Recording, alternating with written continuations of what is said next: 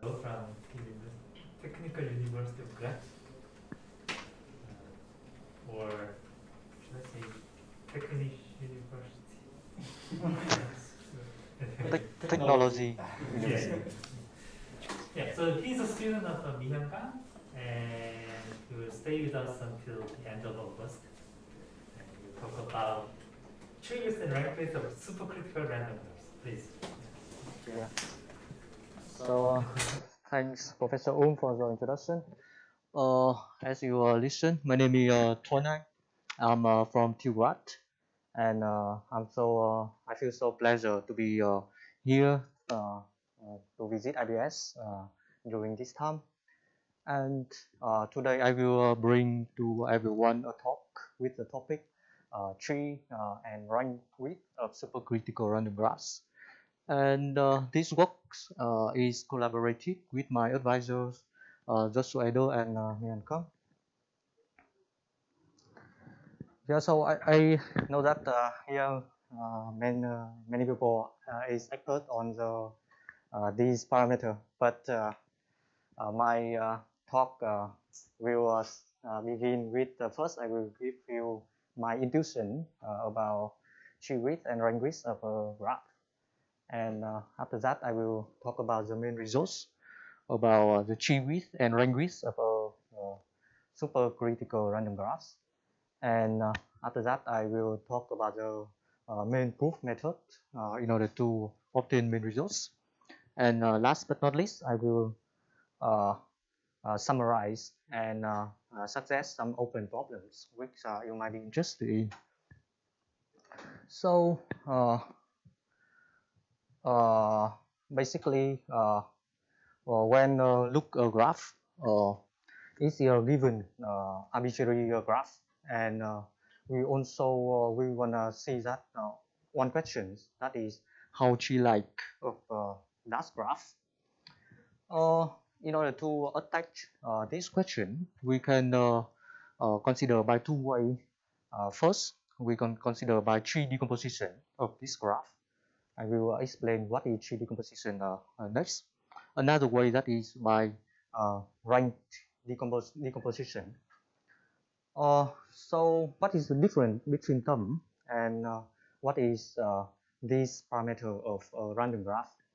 So first, I give you what is the tree decomposition of a graph. So given a graph, and you can see that the graph here is not a tree because it contains a cycle, and we wanna see that how tree-like of this graph. So we can understand about this by we can give the definition of tree decomposition of an example of tree decomposition of this graph.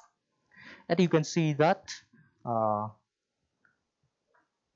the picture below, that is a tree decomposition of above a graph.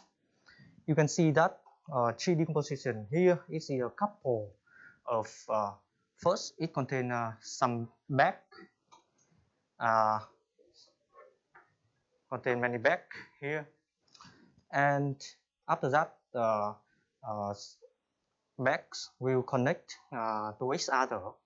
And if we consider that each back is a vertex, so we can obtain a tree with vertex is on back. But we wanna in order to this tree is a tree decomposition of the original graph. Here we can see that we can find we can find a vertex of the original graph inside a back. You can see here vertex 1 here is inside this back, 2 inside, you can see that inside this back, and so on. I mean that we need a vertex of the original graph need to belong to a back. Another way we need x edge of the original graph also need to belong to a back. You can see here x back 1, 2 here is belong to one back here, 2, 3 here, and so on. Another way that is for two back, if intersection between them is with some vertex, then every back bit in the path between two back also need to contain that intersection set. So that is an example about tree decomposition. So I will give you the essential definition of tree decomposition. As I have said, a tree given a graph G, and a tree decomposition is the pair VT, with V is the set of back, and T is a tree, and X vertex of tree we say that is a node, and that node actually that is a subset of the VG here, and need to satisfy three conditions. We can find for each vertex in VG need to belong to a back, and for every edge in graph G also contain a back, contain both of the incident that edge, and the final that is satisfied about the condition that with the back Vi and Vj both contain vertex U, then all nodes Vk in the path between Vi and Vj also contain U. So one fact we can see that is given a graph, so we can have many tree decomposition. A trivial tree decomposition of a graph, we can see which is satisfy three conditions. Here that is we just use one back and it contains every vertex of the graph. So what is tree decomposition we need? We can in order to see which tree decomposition is really good, we use the parameter width of that tree decomposition is defined by the maximum of the size of overall back minus 1, and after that tree width of the graph G is the minimum width over on tree decomposition. So I can give you an example of tree width of this graph is here a tree.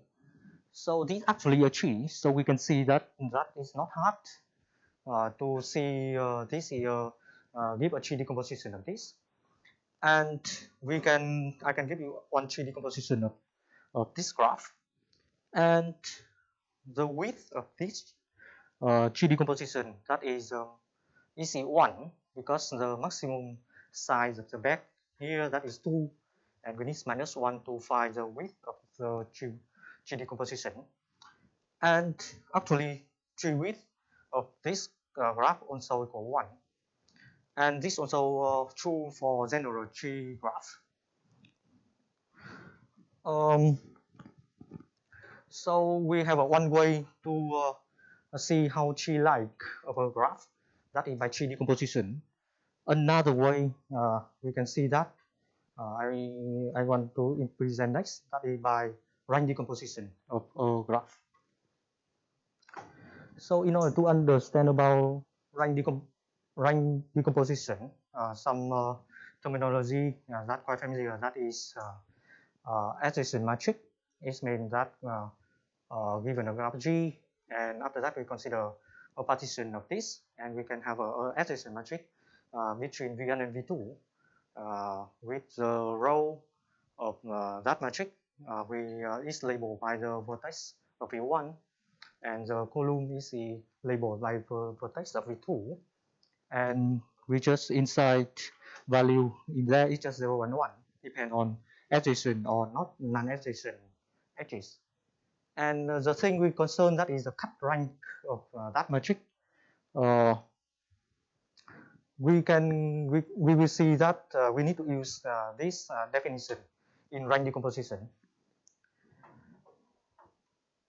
So rank decomposition, first we always have a given graph, and now we one question, as I say that I want to give you the definition of rank decomposition, and I can give you an example of rank decomposition of this.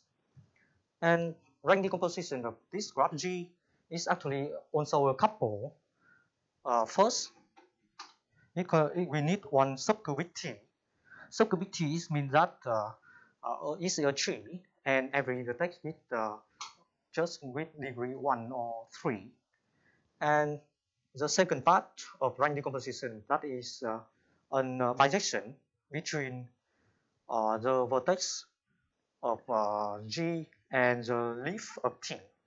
Here you can see, and you can see this one thing I want you pay attention here, that is in subcubic T, if I delete the H UV here, we just delete the H UV, and the remain of this we can this is two remain of this is a two component, and by the bijection F we can see that which vertices in G correspond with the component.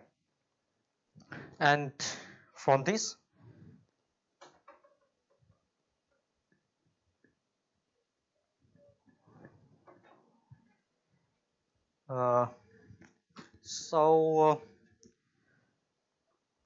let me check again with rank decomposition definition here, that also a pair of T and F. And as I have said that if you in a subcubic T on the right picture, you remember when we delete that, when we also we always obtain two components which contain U and which contain V, and by the bijection F we can obtain the set of vertex in VG, AUV and BUV, and by this we AUV and BUV, that is a partition of G. So with partition of G we can calculate the cut rank between AUV and BUV, and with a fixed rank decomposition like this, we can define the width of that rank decomposition, that is maximum of cut rank when we delete over OH of the graph T. And after that, we have here we have the width of rank decomposition. Then rank width is quite similar to G width. That just is the minimum of width over all rank width, over all the width of rank decomposition. So an example I can give you, that is rank width of a tree is almost 2, and rank width of a Discrete also almost 2. So I have provided two definition we want to consider, that is rank width and tree width of a graph.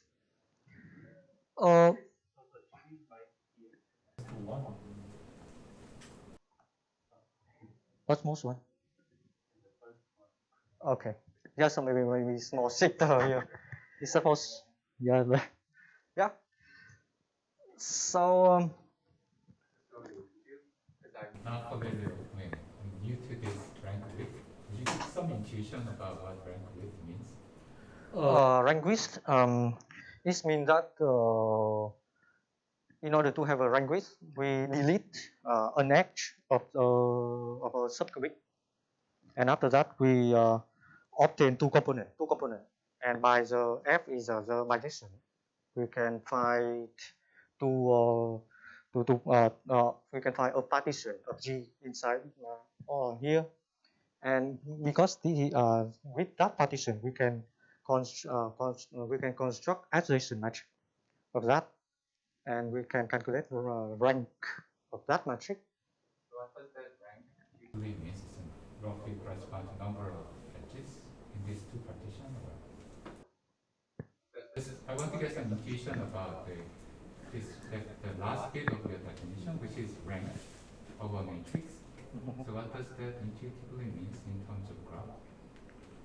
So if I partition vertices into two groups, and then construct adjacency matrix, and then compute its rank, then does that means,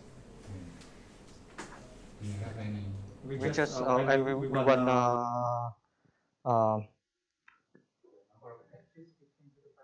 roughly or something, or maybe just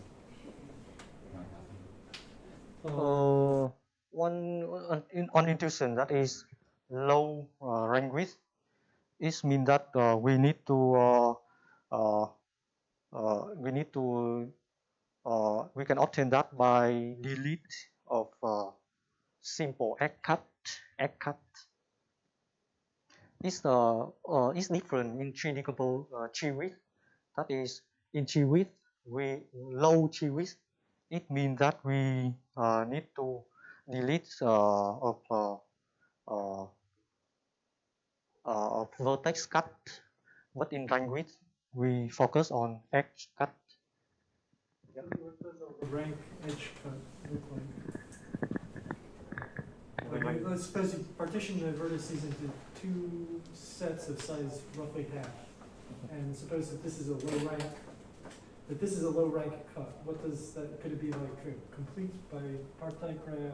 Or like what, I mean, it's not just what are like kind of illustrative examples of a low rank partition? So it's very small. I guess that's low rank. Or So as Professor said that, so rank width of a tree graph is almost 1. This means that I can give you because rank width of the tree graph is quite simple. So I give you the example of this. Something like we have a tree like this. 1, 2, 3, 4, 5. So a rank decomposition of this, that is a subgroup with 5 leaves, because success like this.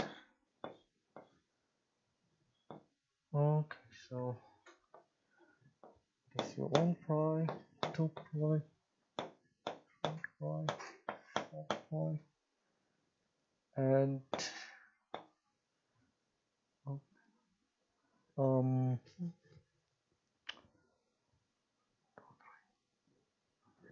it need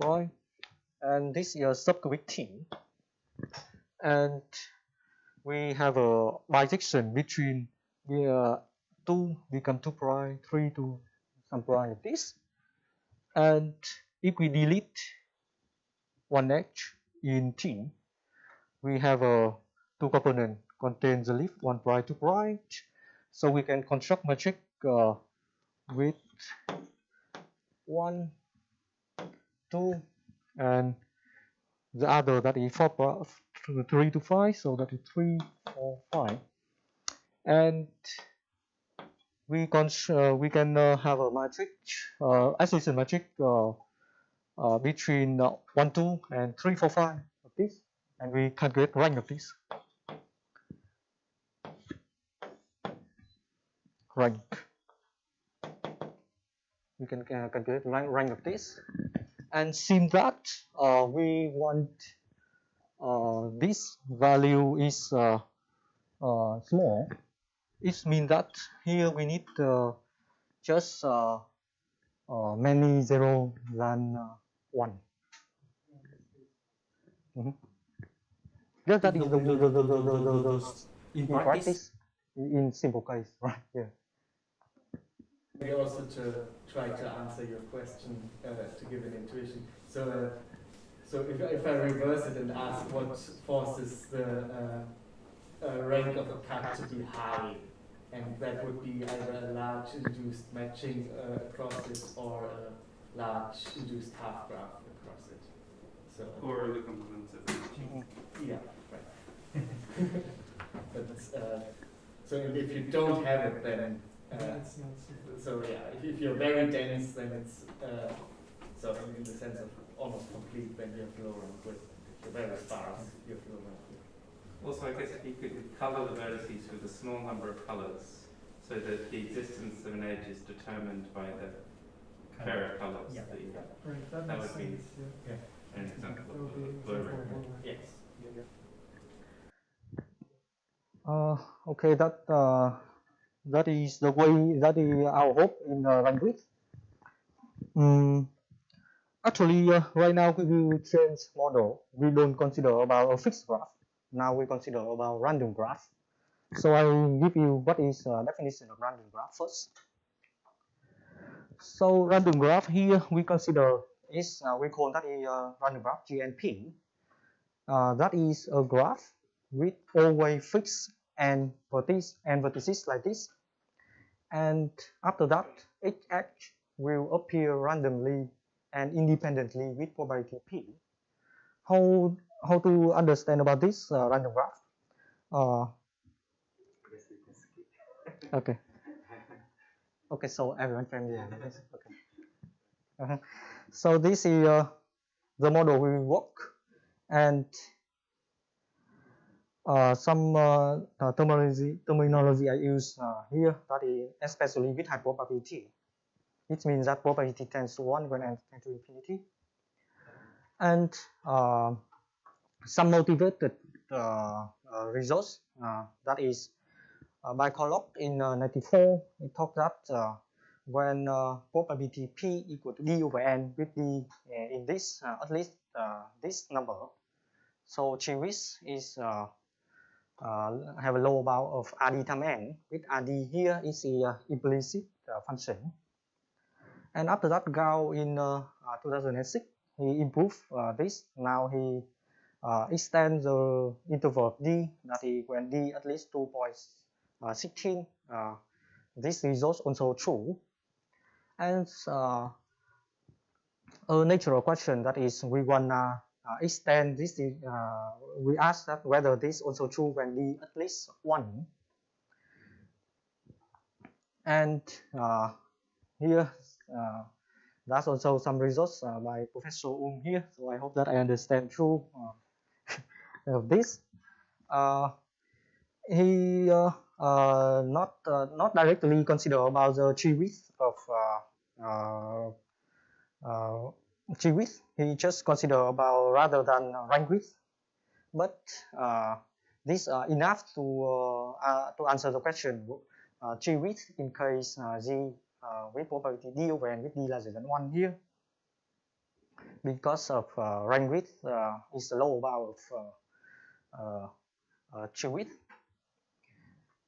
And this actually consider more carefully by Pernos and Serra in 2014. And you can see that quick intuition here when D larger than 1.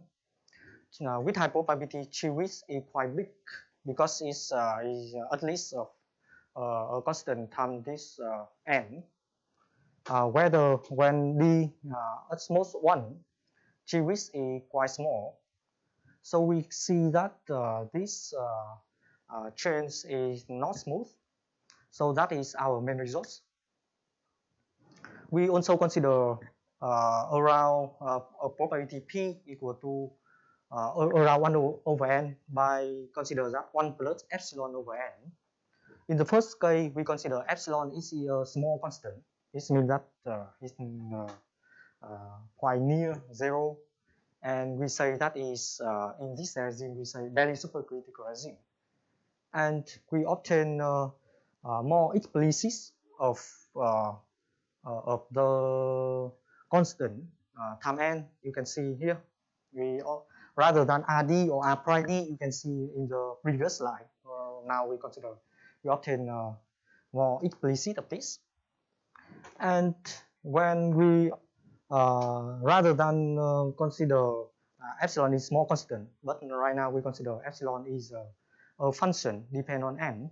Is small, tend to 0, and not tend to 0 so quick by this, and we obtain quite precise about the rank width entry width in this case, that is theta of epsilon 3 times n.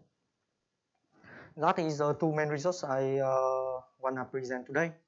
And in the rest of the talk, I will talk about the technique how we apply in each case. So I will talk in the first case when epsilon is small constant. First, I will show because of limit of time, so I will talk about the technique to show tree width, because the rank width is quite similar. So in order to obtain the lower bound of tree width here, we just attach by another way which is relevant with tree width, which we say separator number. We will calculate separator number of a graph. What is separator of a graph? That is given a graph like this, and as you remember a tree decomposition, we just use some back to a route of some vertices, and here we also want that, and with two backs, a SB is actually a partition of a graph H, and we can see that between A and B, not there is an edge connect immediately from A to B. It's always need to 2S, and the side between A and B is not far different. And we say one partition like this is a K balance partition of a graph H, and K here is mean that the size of S, and the separator number of S, that is the smallest K correspond with K balance partition of H. So as I say that in order to obtain tree width of this, we will look about the separation number of H. So what is relevant between them? This one result by Hawaiian roots. If we obtain the separation number of H, we can obtain the lower bound. Also, that is the lower bound of tree width of H. So in the next slide, I will prove. We will find the separation number of H.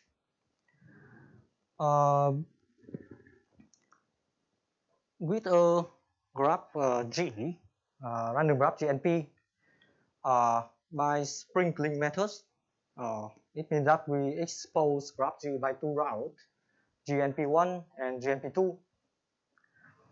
And in GNP1, we can find a tree. In GNP1, you can find a tree with a red. That red edge is correspond with from probability P1 here, and a special of this tree T in GNP1, that is we can control, we can find a tree T with the number of vertices is omega epsilon n, and more than that, we can have the maximum degree of T. We do this because in the next step we can avoid many possible partitions. Why is that? So you can see here with a fixed edge of t, because of the maximum degree of t here is big O of log 1 over epsilon. So we can know with a fixed subset S is always have a delta delta t times with the psi of S many components, and from that we can calculate the possible of partition correspond with S here, that is 2 power delta t times S, and we want that is actually a balanced partition. It means that after we expose with graph GNP2, we don't have a vertex. We don't have an edge connect one vertex in A and one vertex in B, and this is probability for this is actually your balanced partition.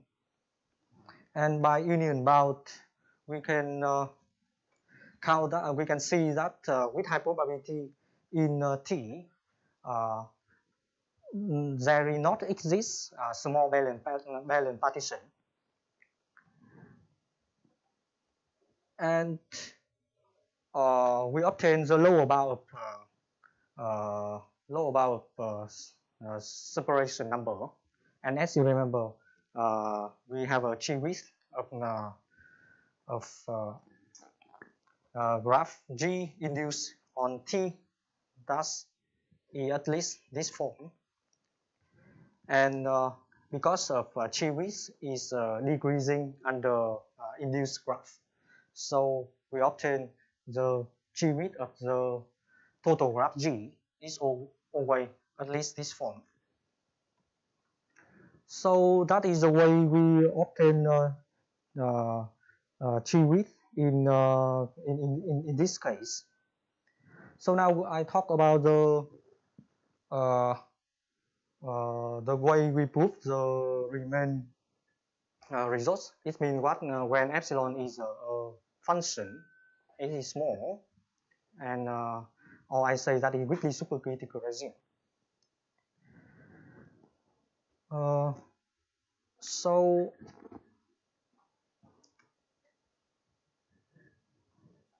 in this case, we use some probability about expander graph. So a graph H is defined alpha expander if this quantity, the edges between every the crossing edges between a partition of H over the minimum of volume of this of two of them all the way at least alpha, and one known result it talk that in random graph GNP with P with D larger than 1 here always contains a subgraph H with at least delta n vertices, and that is alpha expander graph. And as I know that delta and alpha here, that is in implicit form because the claim is they exist.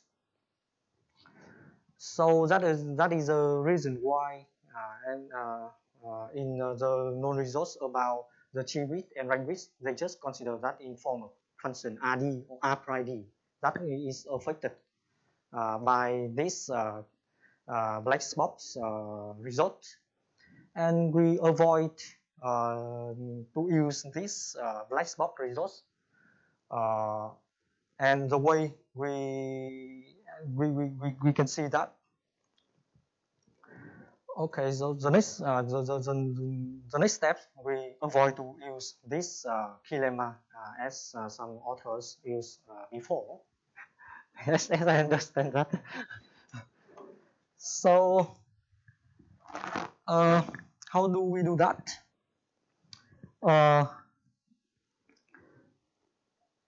I will some next slide I will talk about the rank width of in weakly supercritical regime, and as you can see here, rank width will depend on the rank of a matrix. So now I give you some facts about some typical matrix that will give you some information of rank of that matrix. Some lemma we need to prepare, that is with a given matrix A with the entries of matrix it's just 0 and 1, and if we know and if we in that matrix x row and x column contain bounded of 1, 0 in choice, and the total graph contains s 1, 0, 1 in choice, and we can claim here, say that rank of that matrix is s, at least s over t square. So let me write the picture of this. If we know a matrix, and inside of this that it's just 0 and 1, and if we can know the total number of 1 and choice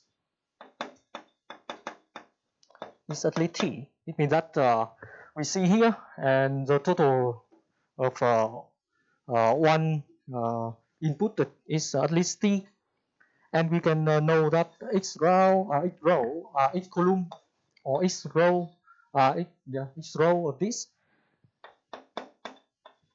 the number of 1 entry for each row column is about s. So we can have that rank of this matrix A always at least t over s squared. We will use this later.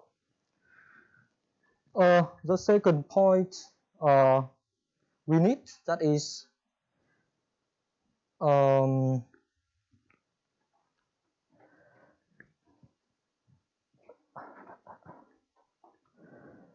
rather than consider another way to obtain about rank width of a graph by tree decomposition, we have one claim that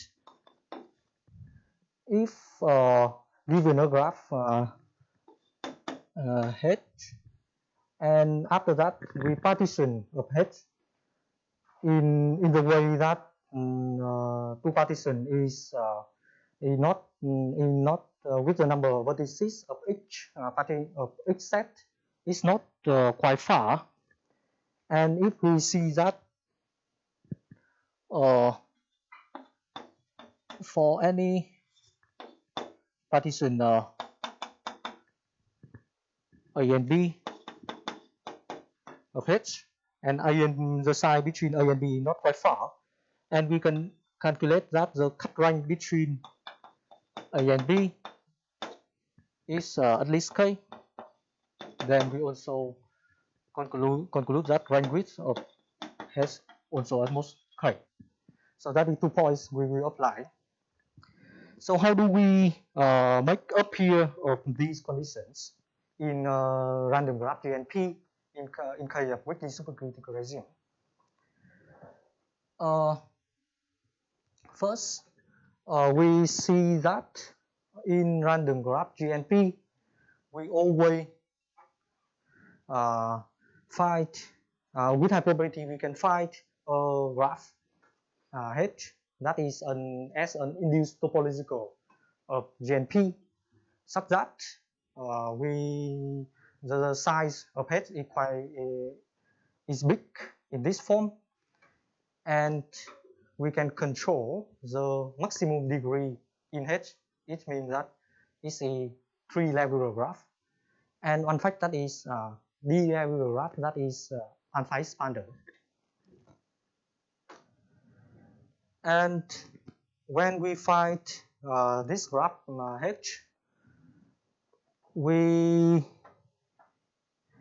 just consider one partition of H with S here, with the size of S in this interval, and because of graph H E alpha is expanded, this means that the crossing edges between the partition of this at least alpha times with degree of each partition, like this. And we know that the this volume, actually we say volume of S, it is 3 times width the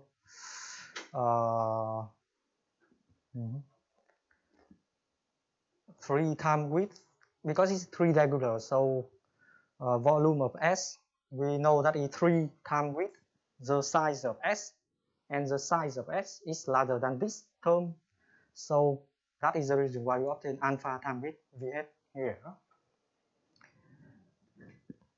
So inside graph G, we always find a graph H such that this graph H is 3 regular graph, and because it is alpha expander, S and here SC, and edges between S and the SC is at least alpha times VS. So we can see that up here, this condition.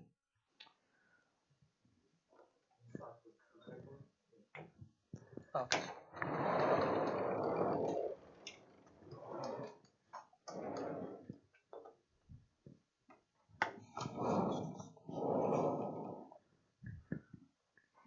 So we know if we calculate cut rank between S and SC,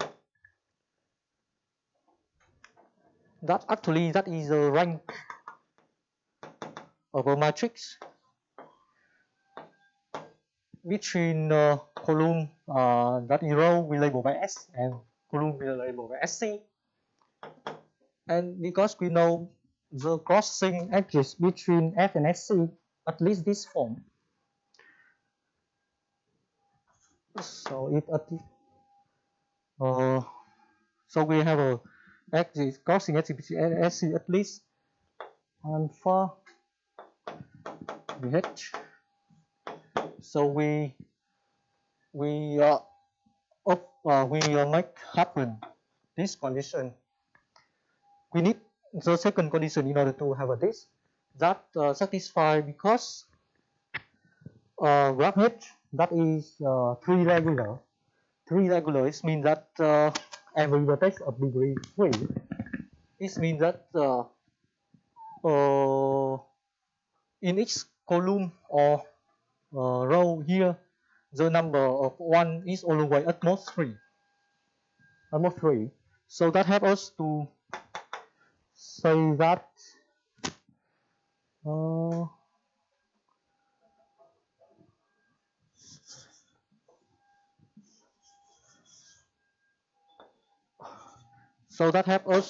we know that the first condition and the second condition, and that is the reason why we obtain the second, that is alpha VS over S squared. That is up y have a 9 here. 9 here, because 3 square. And as you remember, the second technique we need, that is when for each partition of graph H such that the side between A and B is not quite far, and the cut rank with at least K, and for any partition like this, and we find that cut rank at least K, we can confident to say that rank width of graph H at least K. Yeah, that is the second.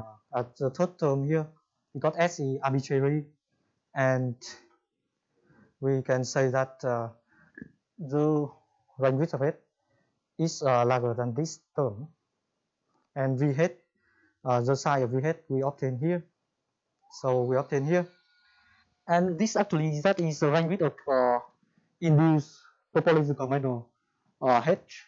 So we know that range width is decreasing under induced topological minor. So range width of G, at least this form. So that is the way we obtain range width of random graph in this case. And what about the G width?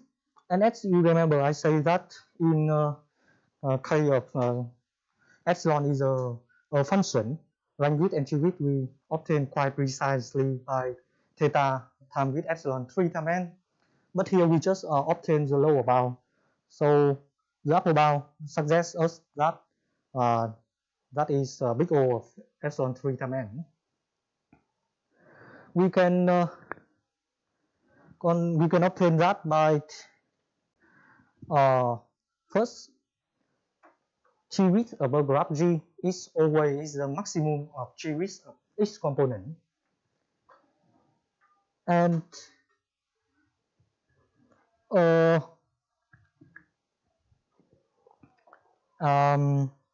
known result that with random graph GNP with P larger than 1 and satisfy epsilon in Whitley supercritical regime, that will contain one largest component that is quite big component, and the other component of this graph is just a tree or discrete component.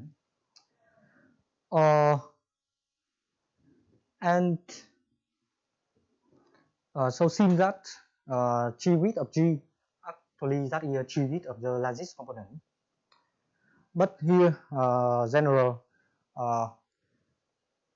we know that G width of in order to have a graph, we can imagine in a similar way that first we have a spanning graph of this graph, and after that we add H inside this, and at the first step G width of a spanning graph, because that is 3, so it's equal 1, and after each step we add more one more axis, G width may increase 1, so that when we add enough axis in order to have a component, that actually we obtain the upper bound of G width by that is the difference between the number of axes and the number of vertices, or I mean that is axis, and axis of because in largest component in GMP just one big component, the other component is just a tree or discrete component. So the difference between axis and vertices, we see that maximum will belong to the largest component, and axis of the largest component we obtain a known result. We say that is big O epsilon 3 times n.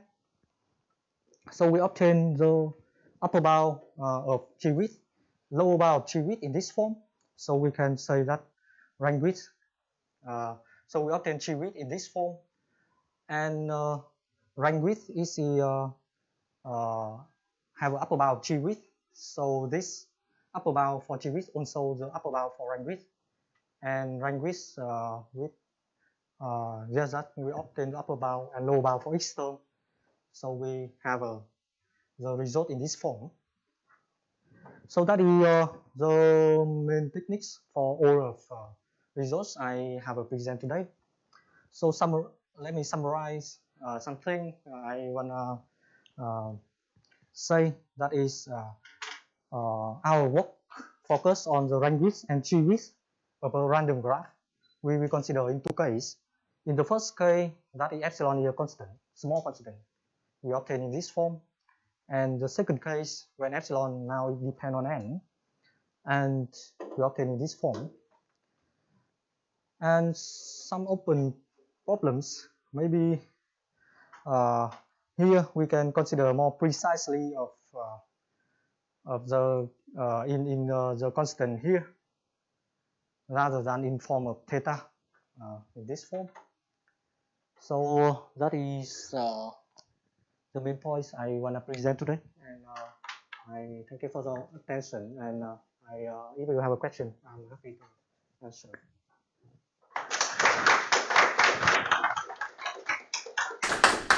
Thank you. Any questions? Can I ask some random questions? Yeah. So the tree width, I heard, is closely related to some applications. Like, if I want to do probabilistic inference and so on, tree width is, say that how hard the problem is. The rank width is also related to some algorithmic questions. That can answer by the one results by Professor said that G width of G all the way that rank width of G minus 1. And so we can see that if low G width, this also means that low rank width, but low rank width, not sure that is low G width. So since that as you have said that if bounded G width, it can help us in solve a problem in polynomial time. But bounded rank width, it depends on the problem you consider, because low bounded rank width does mean that bounded G width. One more. So from application side, so if I want tree width to be, say, logarithmic with respect to number of vertices, because typically algorithm is exponential. With respect to the number of, tree width. The size of the clique, if the size is like a k, then my algorithm depends exponentially on the k. So I want this tree width to be logarithmic.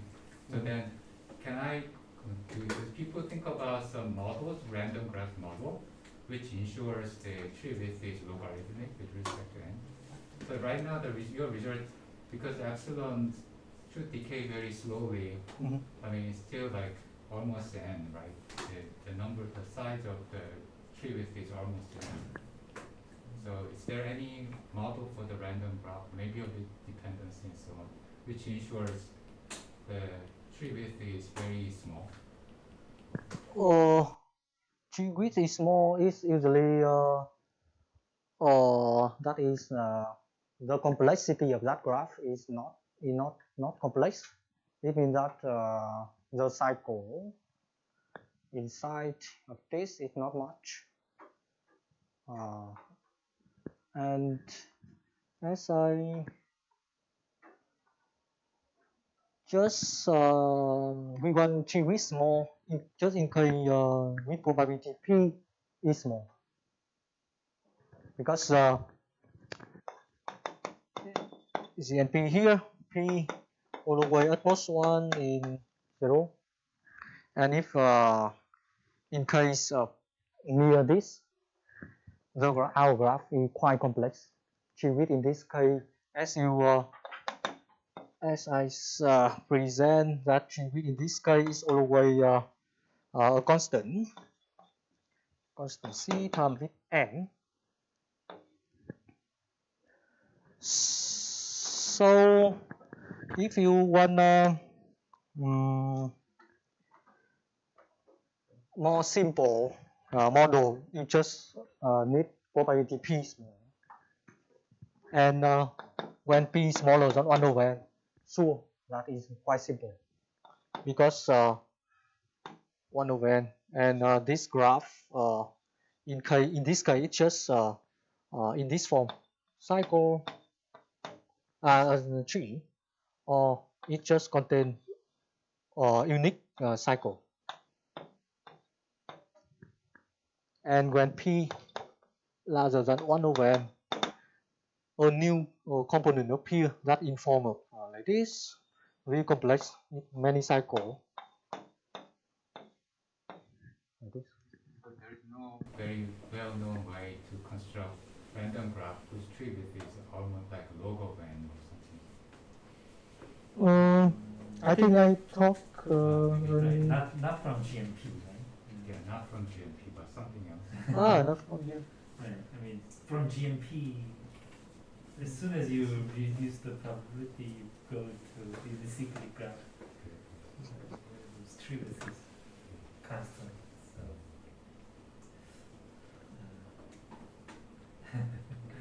Yeah, maybe you need to call it some intersection, random intersection graph or something virtual.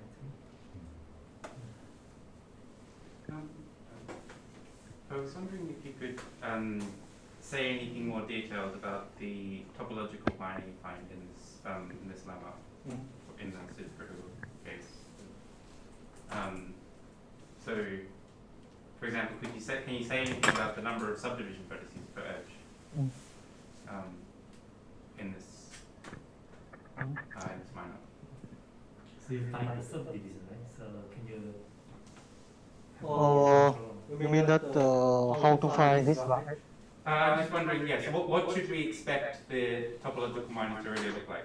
Should it have should every edge be subdivided like in some like? Can we say anything specific about the number of subdivisions per edge, or? Yes. I can give you a quick introduction about because as I say in this regime it depend on this. So actually tree width of total graph, it will depend on tree width of the largest component. And in largest component, we can find this graph H. And a known result for that in largest component, I say that in L1 of G, we can know the number, we can know the number of vertices of degree I with for any I at least 1. We can know the number of vertices of degree I in L1 is with high probability the theta of epsilon I times n. We can know the number of vertices of vertices of degree I in L1 in form of epsilon I times n. This is known result by Wujak. And a picture for the largest component that is kind of this.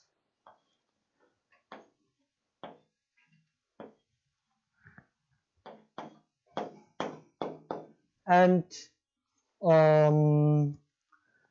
we wanna obtain graph in the topological of H by the way we do that by configuration model. When we have that configuration model, we will delete vertices only. We delete only, and we delete recursively vertex of degree 1. And that's not actually the thing we want. We contain we contract the bare part. It means that subject with this because in H the vertex of degree 2 of degree 3. So here when we just one step we delete vertices recursively vertex of degree 1, the remainder of that is in degree 2, at least 2, because we delete only 1. And we don't want vertices of degree 2 up here, so we contract this.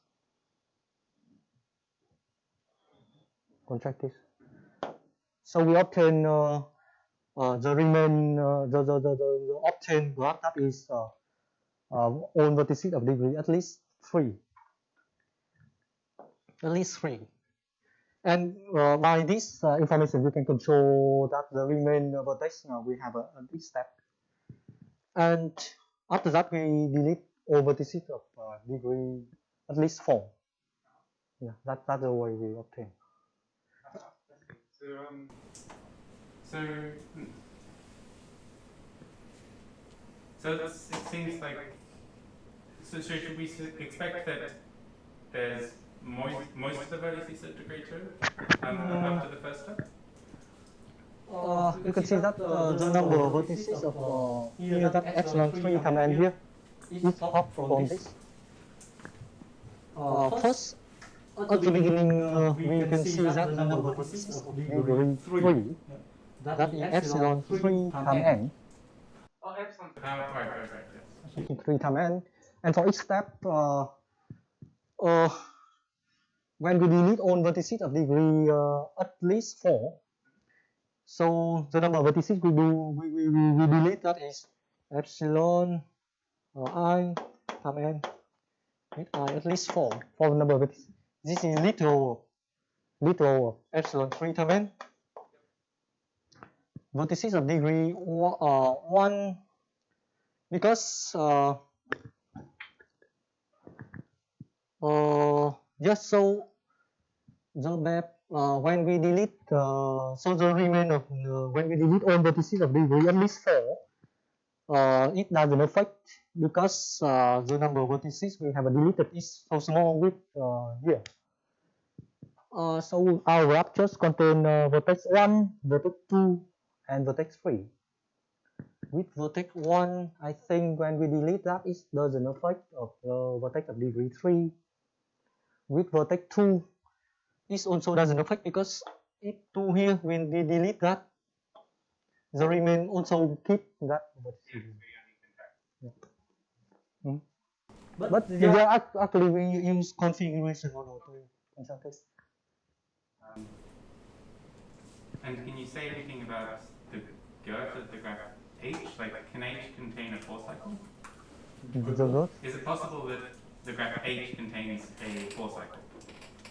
Oh. Maybe a trick question. Yeah, so it's in maybe that is open problem for me. Okay. The girth, you mean girth? Girth? Girth, yeah. What's the? Can we say anything about the size of the smallest cycle of the graph H? So after you do the control. If we don't look about graph H and we look about graph G at the beginning, I think have a general results by Graz. Okay. He also talk about the largest girth, the largest cycle. Okay. What about H? So we just register on a 3-diagonal graph. Right. Yeah, so I think we need to read more carefully. Yeah. One thing I'm wondering is, so in this probability regions, oh no, not in this, maybe, maybe this. Do we know whether graph almost surely has no K33 or something like that? Then what? Which is the origin? Which is the origin? You just need I mean, if I don't have a fixed complete bipartite graph, then rank-width and true-width are like linearly related by an inequality.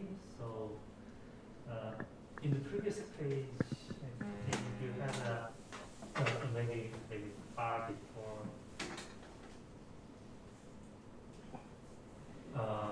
Maybe can you show your theorem about the lower bound, the rank concentrations? lower bound. Yeah. So okay, so you have a one theorem where you have a log of 1 over epsilon to the cube, and then the other theorem you have a log of 1 over epsilon. Maybe let's go to the last page. Yeah, no, at the end. At the end. You have the summary, right? So yeah. So if you look at the first equation, these two are different, right? So rank width you have a log to the cube, log to the 3, and then the trivius you have log. The thing is, if I already knew that graph has no k33 or k100, There is Then- no K33 in this program. Huh? There is no K33 in I see. this program. Yeah. So then actually you can prove that rank width is bigger than some constant times true width. So then it might What give is a that constant? What is that constant? Like, is it an absolute constant? yeah. Ah, okay. Yeah. So that will probably improve the previous equation. Oh, Yeah. Nice. But we can Nice. talk about that. Yeah. We don't have to discuss while being recorded, but.